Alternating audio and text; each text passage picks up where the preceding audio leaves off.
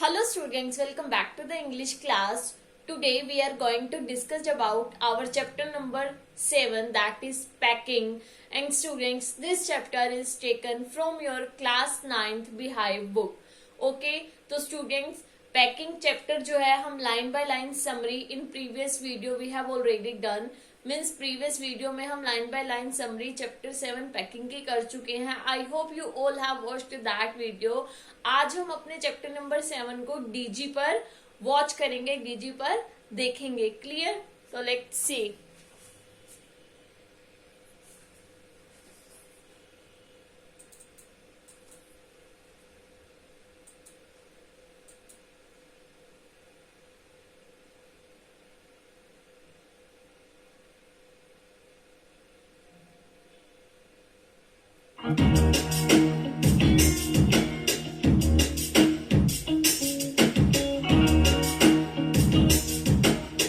Who doesn't enjoy going out for a picnic or a trip?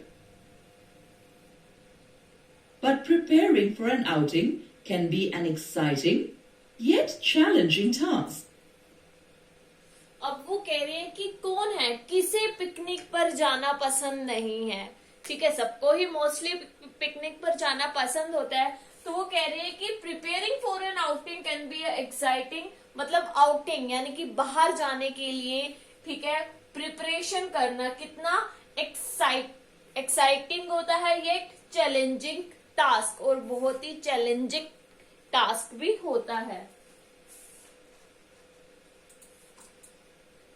Often, your parents or older relatives or siblings must be making preparations for such outings. अब वो कह रहे हैं offer यानी कि अक्सर आपके पेरेंट्स हो, आपके ओल्डर्स हो, आपके रिलेटिव्स हो या फिर आपके सिबलिंग्स यानी कि आपके भाई बहन हो, must be making preparations for such outings.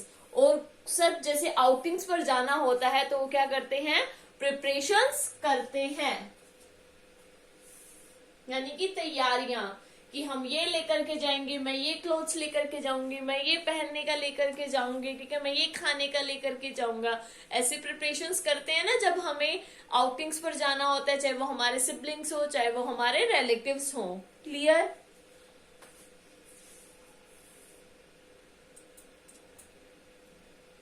Do you help them by packing your own stuff? Or do you cause trouble while trying to help? Either ways, you are not alone. Some people are good at packing and organizing. तो वो कह रहे हैं कि जब packing करनी होती है, ठीक है, क्या तुम उनकी हेल्प करते हो, ठीक है, और कुछ लोग होते हैं वो बहुत ही अच्छे होते हैं किसमें, पैकिंग करने में और ऑर्गेनाइजिंग करने में, किसको, सामान को. And some are better off not doing it. और कई ऐसे होते हैं जो इसको करने में बिल्कुल भी अच्छे नहीं होते. Jerome K. Jerome's novel, Three Men in a Boat, is about a boating trip taken by three friends.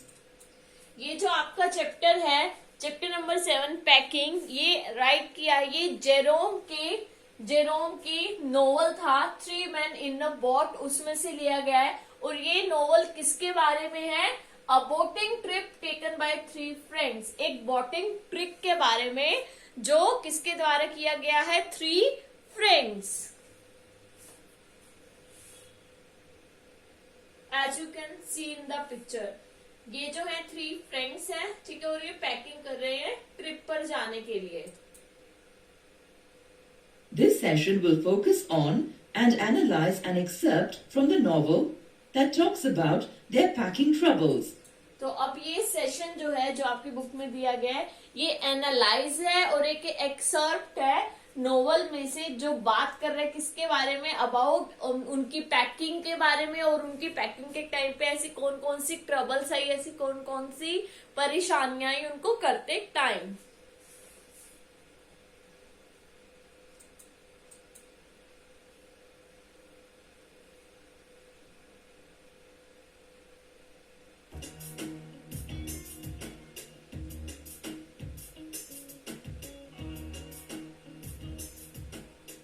Packing is an excerpt from Jerome K. Jerome's fiction, Three Men in a Boat.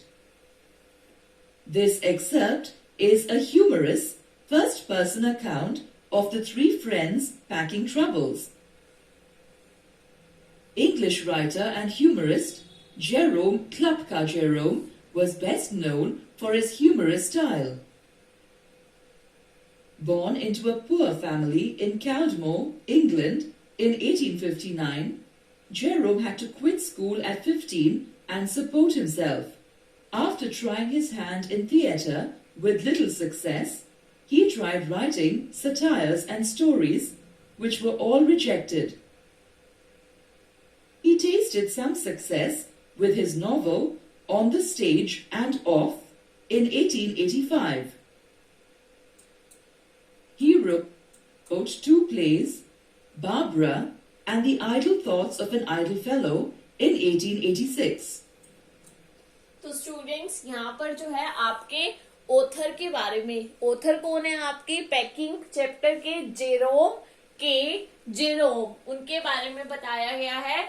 English writer and humourist, वो एक English writer थे और एक humorist थे। Jerome Klapka Jerome best known for his humorous style, और इनको जो इनके ह्यूमरस स्टाइल के लिए बहुत अच्छे से जाना जाता है। Clear? Born into a poor family in Kilmore, England in 1859, और इनका बर्थ जो है वो एक पुअर फैमिली में हुआ, ठीक है, 1859 में काइलमोर में। Quit school and tried theatre and writing satires and stories. उन्होंने जो अपना स्कूल छोड़ दिया जब वो 15 इयर्स के थे, फिर उन्होंने थिएटर ट्राई करा, ठीक है, और कुछ स्टोरीज और स्टेयर्स राइट करने का ट्राई किया, या फिर उन्होंने राइट किया, बट वो उसमें भी इतने अच्छे नहीं हुए। Wrote a successful novel on the stage and off 1855। उन्होंने जो एक बहुत अच्छा नॉवल लिखा जो उनका सक्सेस भी हुआ, यानी कि सफल भी हुआ। और कब लिखा? और नॉवल का नेम था on the stage and off 1855 and 2 plays, और उनके 2 प्ले भी हैं, Barbara and the idle thoughts of an idle fellow in 1866। तो ये था आपके ऑथर के बारे में कुछ information. In 1889, he wrote his best-known work, Three Men in a Boat, a novel known for its slapstick and sardonic humor.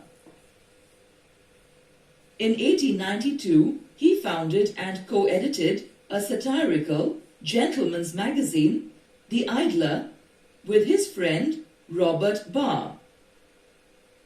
It was a huge success with illustrious contributors such as Mark Twain, Rudyard Kipling, and Sir Arthur Conan Doyle. In 1898, he wrote Three Men on the Bummel, which was a sequel of Three Men in a Boat. During World War I, he served as an ambulance driver with the French army.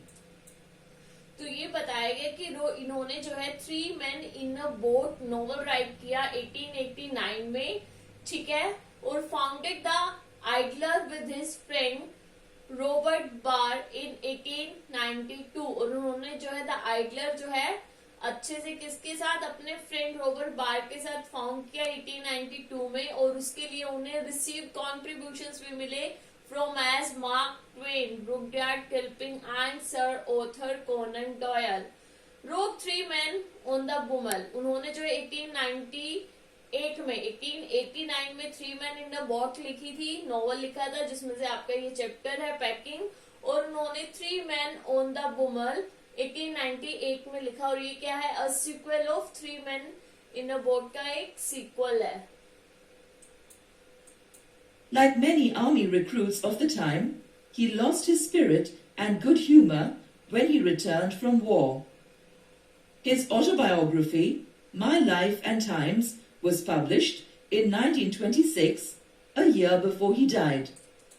ये जो है एक मरने से 1 साल पहले इनकी death हुई थी 1927 में, ठीक है। और 1926 में इनकी autobiography my life and times in 1926 में पब्लिश हुई।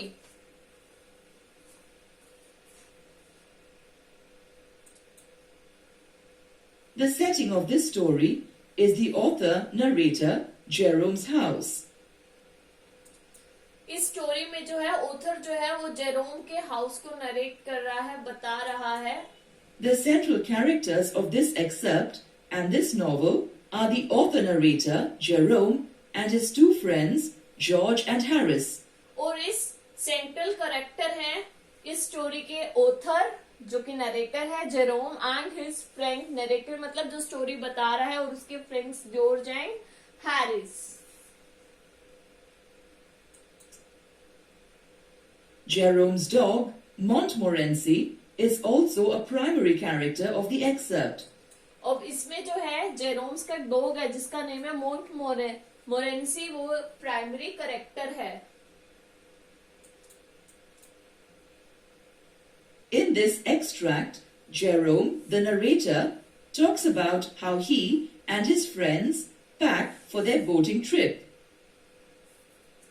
In the beginning, Jerome is angry that his friends agree to let him pack all by himself, even though he offered to do it in the first place. In reality, all he wanted to do was guide and direct his friends to pack. He sulks and packs things when his friends laze around and while away time.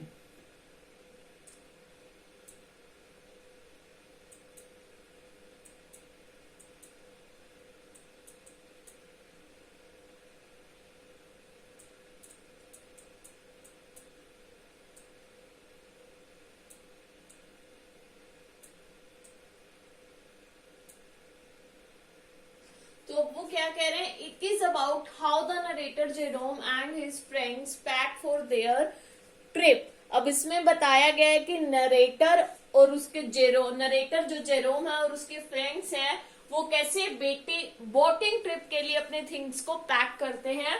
Jerome is angry that his friends agreed to let him pack all by himself. Jerome को बहुत गुस्सा आ जाता है जब उसके friends उसको बोलते हैं कि ठीक है सारी चीजें तुम ही पैक कर लो, इवन दो ही offer to do it in the first place.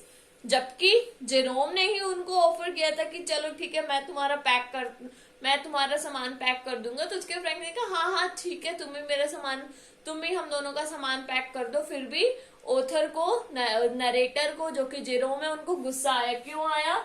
In reality, all he wanted to do was guide and direct his friends to pack.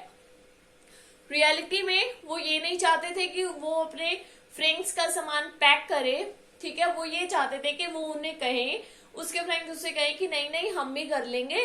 Reality में जो जेरोम थे वो अपने फ्रेंड्स को गाइडेंस देना चाहते थे कि जैसे जैसे मैं कहता जाऊं और वो पैक करते जाएं। He sulks and packs things when his friends laze around and while away time. और वो जो है सारी चीजों को पैक कर रहा था कब? जब उसके फ्रेंड्स जो हैं वो आसपास जो है आराम से लेटे हुए थे, आराम से बिल्कुल मजे से आराम कर रहे थे। Around and while away time.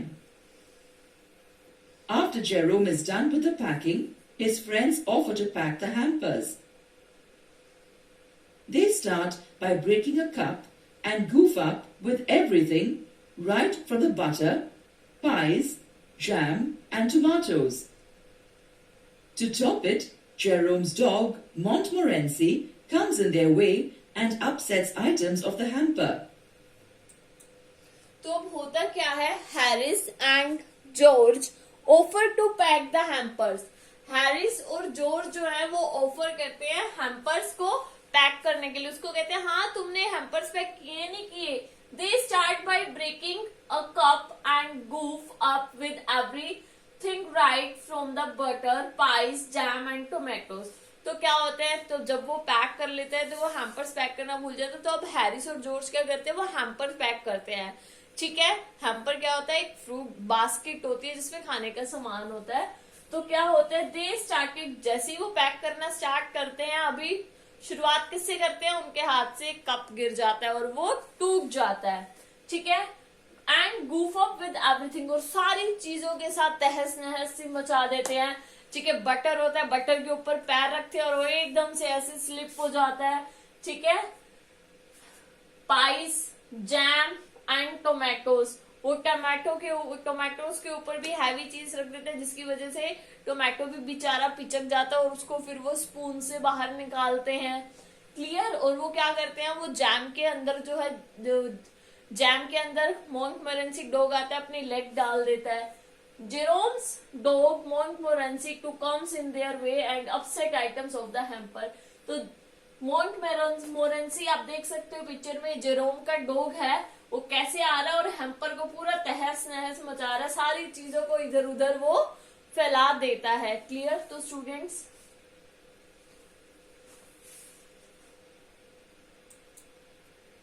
Finally, they finish packing, and Harris decides to spend the night at Jerome and George's place.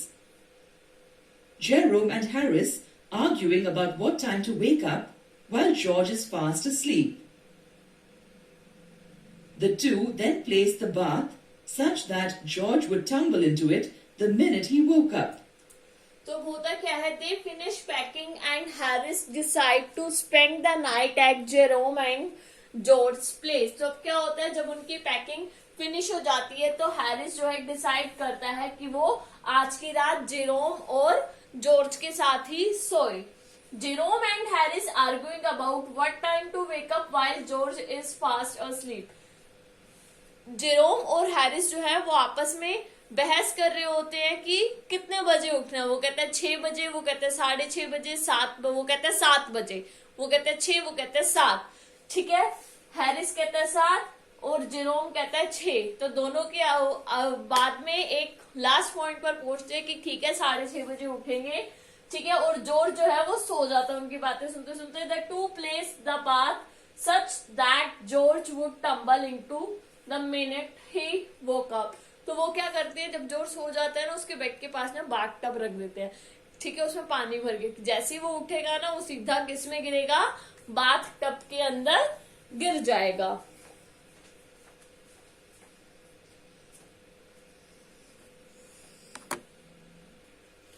तो स्टूडेंट्स आई होप आप सबको ये जो पूरे चैप्टर के जो मेन पॉइंट्स है अब अच्छे से समझ में आ गए होंगे और इनके थ्रू आपको चैप्टर भी और अच्छे से क्लियर हुआ होगा, क्लियर। तो students in next video we will do some question answers of chapter number 7 packing, clear। So that's it for today's video. We will meet again in our next video. Till then, bye, take care.